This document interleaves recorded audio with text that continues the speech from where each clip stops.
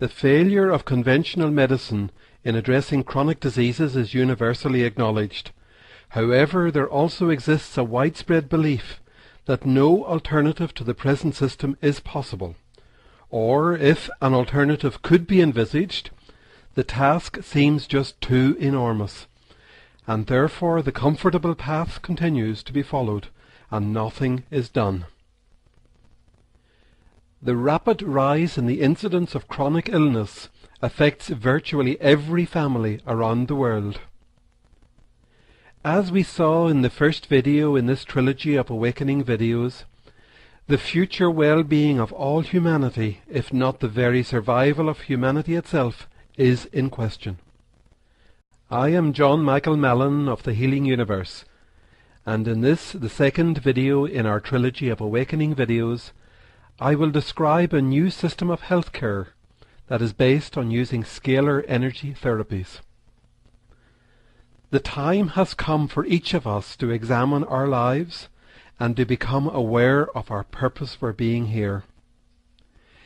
In the suffering of our brothers and sisters across our global family of humanity, we are presented with a challenge that I believe we can no longer ignore or consider as being a choice.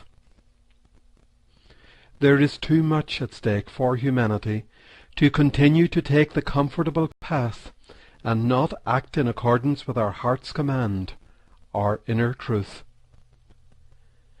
Consider the reality that you are a being of light. Consider the reality that your life is precious, and consider that we only find fulfillment for our life purpose through being of service to others. Let's look at what we all know in our hearts is right.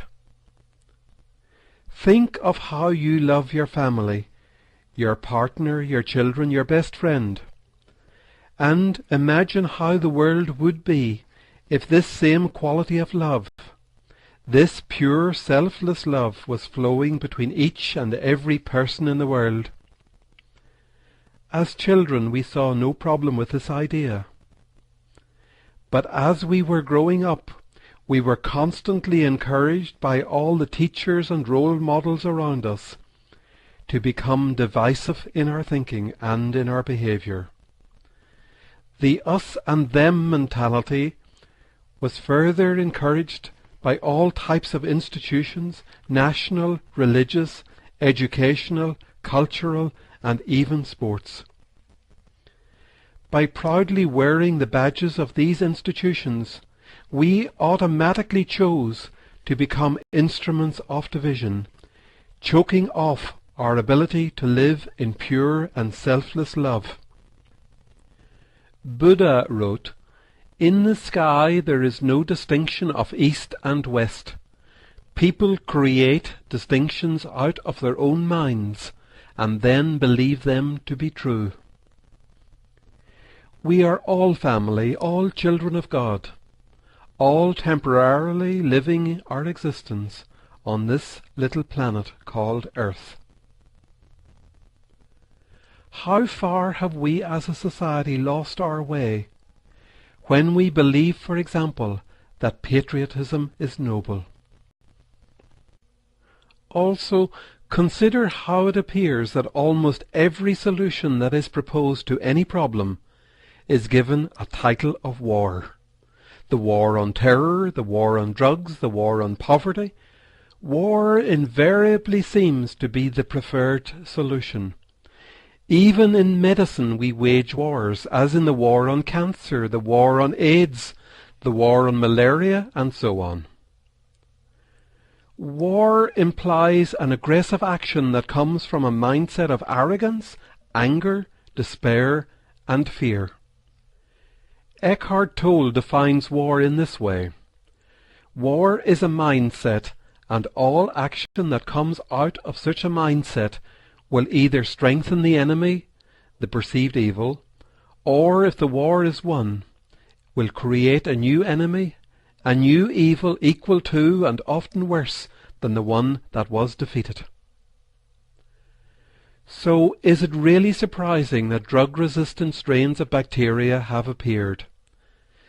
These are, of course, perceived as a new evil, which calls for a new war. In a joint research paper, microbiologist Dr. Andersson from the Department of Medical Biochemistry in Uppsala, Sweden, and Dr. Levin in the Department of Biology at Emory University, Atlanta, wrote, "The use of antibiotics by humans can be seen as an evolutionary experiment of enormous magnitude. It is clear that the evolution and spread of resistance can be attributed to the use and overuse of antibiotics. Not so clear is whether this situation can be reversed in a reasonable amount of time." The conventional view of microbiology is that life, energy, and conscious intent do not have a place in healing.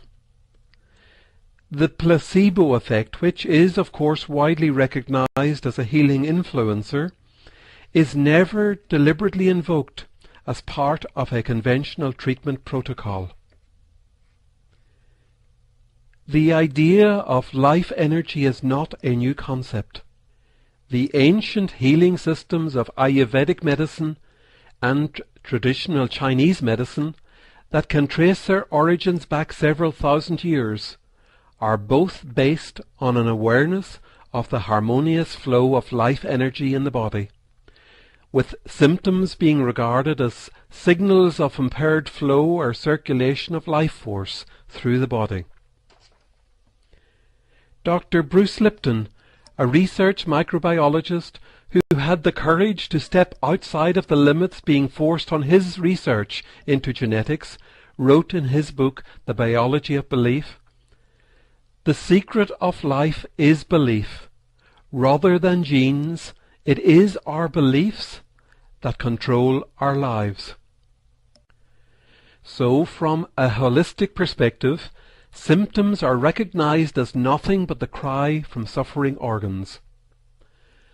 From this perspective, it is inevitable that true healing must address the health of the organs, as opposed to only addressing the management of symptoms.